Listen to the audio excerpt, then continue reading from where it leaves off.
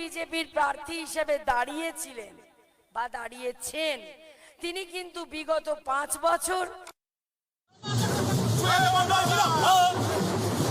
এই যে বিষ্ণুপুরে যিনি বিজেপির প্রার্থী হিসেবে দাঁড়িয়েছিলেন বা দাঁড়িয়েছেন, তিনি কিন্তু বিগত 5 বছর ছিলেন কেন্দ্রীয় সরকারের সাংসদ। অর্থাৎ বলতে পারবে না কিন্তু যে কেন্দ্র সরকার থেকে ছিনিয়ে আনার সুযোগ পায়নি। আর তার আগের 5 বছর তাকে মমতা বন্দ্যোপাধ্যায় সুযোগ দিয়ে, এই আপনাদের মতন মানুষরা সুযোগ দিয়ে পার্লামেন্টে পাঠিয়েছিলেন। অথচ 10 বছরে তিনি বিষ্ণুপুর লোকসভাকে রেজাল্ট দিলেন 0, গোল্লা। তাই এখন উনি যদি চেঁচায়, এখন উনি হাল্লা বল করছেন কেন? ভোট এসে গেছে। আর ওনার কাছে কি চরিত্র জানেন তো? ভোট বড় বালাই, ভোট পেরোলেই উনি ভোট পাখির মতন পালায় পালায়। তাই এবার যখন ভোট চাইতে আসবে, জানেন আপনাদের যে প্রাপ্য ন্যায্য অধিকারের টাকাটা, 100 দিনের কাজের টাকাটা, বা এই যে আবাসের টাকাটা, অনেক জায়গায় অসহায় মানুষেরা বলছে আমাদেরকে বাড়ির ছাদ নেই। দেখুন, মানুষের জীবনে 3টে জিনিস আমাদের সবার চাই, বেসিক নিডস। সেটা হলো খাদ্য, বস্ত্র আর বাসস্থান। তাহলে আজকে ভাবুন, 100 দিনের কাজের টাকাটা এই বিষ্ণুপুরের বিজেপির প্রার্থী, এই এমপি থাকাকালীন ওনারাই দিল্লিতে লিখেছেন যে বিষ্ণুপুর লোকসভার মানুষকে, ইন্দাসের মানুষকে, আমরুলের মানুষকে, এই শান্তাশ্রমের মানুষকে টাকাটা দেবেন না, আবাসের টাকাটা দেবেন না।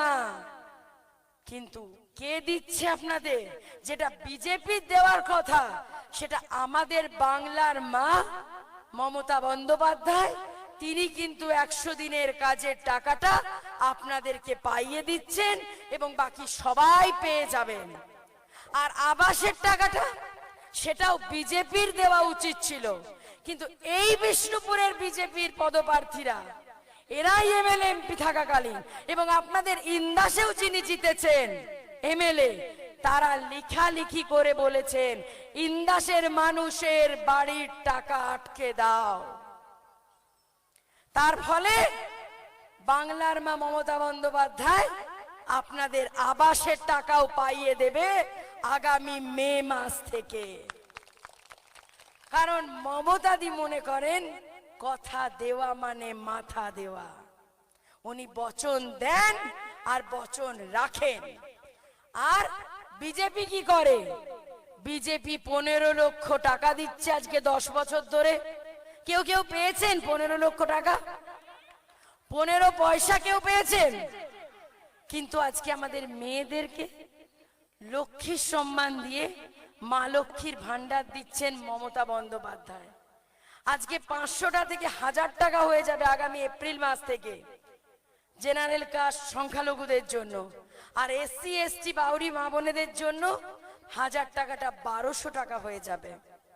সেটা চিন্তা কে করেছেন? আজ দীর্ঘ সিপিএম এর 34 বছরের জমানায় একটা টাকাও আমাদের মেয়েদের জন্য উনি ভাবেননি। আজ বিজেপি 10 বছরের জমানায় আমাদের মেয়েদের জন্য একটা টাকা দেওয়ার কথাও ভাবেননি। কিন্তু দেখুন, ওই যে বলে না, মেয়েরাই মেয়েদের যন্ত্রণা বোঝে আর সীতা আজও কাঁদে, একটা কথাই আছে। তো সেই মেয়েটা, তাই তো স্লোগান উঠেছিল যে বাংলা নিজের মেয়েকেই চায়, আর সেই মেয়েটার নাম মমতা বন্দ্যোপাধ্যায়।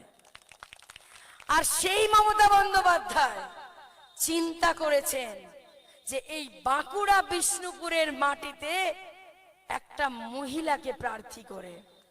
দেখুন, কোন যে দল কিন্তু মহিলা প্রার্থী করেনি, বিজেপি বলুন, সিপিএম কংগ্রেস বলুন, কিন্তু মমতাদি করেছেন। কেন জানেন? মমতাদি নিজে একজন নারী, তো তাই নারীর যন্ত্রণাটা উনি বোঝেন। আর একজন নারী হিসাবে আমিও আপনাদের যতটা কাছে পৌঁছতে পারবো, কারণ নারীরাই নারীদের মর্ম বোঝে। আপনাদের যে বুকের যন্ত্রণা, আপনাদের যে মনের যন্ত্রণা, যেটা মমতাদি দূর করেছে, সেটা আমি যদি আপনাদের আশীর্বাদ নিয়ে মমতা বন্দ্যোপাধ্যায়কে আমরা সবাই মিলে এই বিষ্ণুপুর লোকসভা, এই ইন্দাস বিধানসভা, এই ইন্দাস ব্লক, এটা যদি আমরা উপহার হিসেবে দিতে পারি, তাহলে আগামী দিন নিশ্চিত থাকুন এই লক্ষ্মী ভান্ডার মমতা বন্দ্যোপাধ্যায় আগামী দিন আরো ডবল করে দেবেন। কিন্তু ভুল ক্রমেও বিজেপিকে একটা ভোটও দিয়ে ভোটটা কেউ নষ্ট করবেন না, কারণ বাংলায় বিজেপি কোনো দিনও আসবে না, জেনে রাখুন।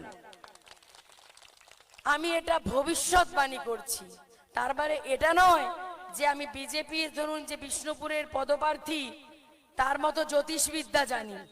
তিনি বলছেন কোথাও 4 লক্ষ 5 লক্ষ ভোটে তৃণমূল প্রার্থীকে হারাবেন, কোথাও আবার তৃণমূলের চোখ উপড়ে নেব বলছেন, কোথাও আবার হুমকি দিচ্ছেন আমাদের সংখ্যালঘু নেতাদের নাম করে করে। আপনারা জানেন কয়েকদিন আগে তিনি আমাদের হামিদকে নাম করে আক্রমণ করেছেন, কোথাও আমার জয়পুর ব্লকের সংখ্যালঘু নেতাকে আক্রমণ করছেন, কোথাও এই পাশের পাত্রসায়ের ব্লকের শাহজাহানদাকে আক্রমণ করছেন। এভাবে সংখ্যালঘুদের উপর আক্রমণ করে বিজেপি কি বোঝাতে চাইছে? সংখ্যালঘুরা মানুষ নয়, এদেশে থাকার অধিকার তাদের নেই। যতটা অধিকার এদেশে থাকার একজন হিন্দুর আছে, ততটাই একজন মুসলিমের আছে, ততটাই একজন খ্রিস্টানের আছে, ততটাই একজন শিখের আছে, ততটাই একজন ঈসাইয়ের আছে। তাই মমতা দিয়ে একটা কথা বলেন যে হিন্দু মুসলিম শিখ খ্রিস্টান ঈসাই দিনের শেষে মোরা সব বোন ভাই। আর সেই মন্ত্র আমরা দীক্ষিত হয়ে আমরা সবাই মিলে একসাথে কাজ করি মানুষের অধিকার রক্ষার জন্য। আর বিজেপির মুখের ভাষা দেখুন। আমি শিক্ষিত শুভবুদ্ধি সম্পন্ন বুদ্ধিজীবী মানুষদের বলবো যে একজন সাংসদ তার মুখের ভাষা এরকম হবে যে তৃণমূলীদের চোখ উপড়ে নেব, তৃণমূলীদের হাত পা কেটে নেব, কোমর ভেঙে দেব। এটা একজন সাংসদের মুখের ভাষা? একজন লোকসভার জনপ্রতিনিধি কোথাও যে ভয়ঙ্কর সাম্প্রদায়িকতার বিষ ছড়ানোর কথা বলছেন, কোথাও যে আমাদের নেতাদের নাম করে আক্রমণ করছেন। কোথায় ছিল ভাই তোমাদের বিজেপির আইটি সেল? কোথায় ছিল ভাই তোমাদের বিজেপির মিডিয়া সেল?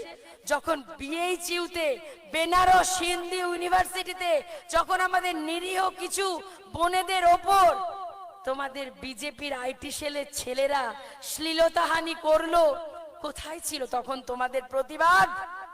তখন বিজেপির আইটি সেলের হেডের মনে হয়নি যে টুইটার করে প্রতিবাদ করি? শুধু তৃণমূলীদের পেছনে লাগার জন্য আপনাদের আইটি সেল।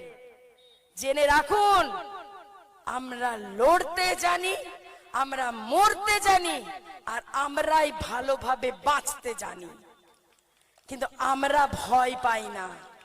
যদি ভেবে রাখেন যে ইডি সিবিআই করে চোখ রাঙিয়ে ভয় দেখিয়ে আমাদের দমাতে পারবেন, তাহলে আজ এতদিনে 10 বছরে যখন পারেননি, নিশ্চিত লিখে রাখুন খাতায় কলমে আর পারবেন না। জানেন বাইরে থেকে মহিলাদেরকে নিয়ে আসছে বিজেপির বিভিন্ন বাইরে থেকে একজন মহিলা এসেছিলেন, তার নাম আমি করব না। তিনি বিগত বিধানসভায় 2টো বিধানসভাতে জামানত জব্দ হয়ে হেরেছিলেন, জামানত জব্দ হয়ে হেরেছিলেন প্রায় 60,000-এর কাছাকাছি ভোটে, এন্টালিতে আর মমতা বন্দ্যোপাধ্যায়ের এগেনস্টে। তার জীবনের সর্বোচ্চ সাফল্য এটাই যে মমতা বন্দ্যোপাধ্যায়ের বিরুদ্ধে দাঁড়িয়ে ওনার জামানত জব্দ হয়েছিল। তিনি এসে আপনাদের ঘরের মেয়েটাকে, এই আমাকে বলে যাচ্ছেন যে আরামবাগের মতন আমার উপর ঘটনা ঘটানো হবে। মানে কি? আরামবাগে আমার উপর বিজেপি আপনারা দেখেছিলেন তো, আমার মাথা ফাটিয়ে দিয়েছিল, আমাকে গায়ে পাথর ছুঁড়ে রক্তের দাগ হয়ে গেছিল, আপনারা সবাই টিভিতে দেখেছিলেন না? তো আপনাদের ঘরের মেয়েটাকে এবারেও বলছে আক্রমণ করবে ওভাবে বিজেপি, আপনারা মেনে নেবেন? আপনারা থাকবেন তো আমার সাথে? আপনারা আমার সাথে লড়াই করবেন তো? আগামী দিন এখানে মমতাদির হাত শক্ত হবে তো? এখান থেকে আমরা জিতবো তো? এই সিট মমতাদিকে উপহার দেব তো? এই সিটে তৃণমূল কংগ্রেস জিতবে তো? আমি জানি এটা আমার নিজের মাটি, আমি এই বিষ্ণুপুর লোকসভার এই ইন্দাসে আমার প্রচুর রিলেটিভরা থাকে, আপনাদের এই কুমরুল শাসপুরে এই আমরুলে আমার নিজের বোনের শ্বশুর বাড়ির প্রচুর রিলেটিভরা থাকে। তো এটা তো আমার ঘরের মাটি, আমি এখানকার ভূমিপুত্রী। আপনাদের ভূমিপুত্রীর বিরুদ্ধে বিজেপি আক্রমণ করতে এলে সেই লড়াই আপনাদেরকে লড়তে হবে আমার হয়ে।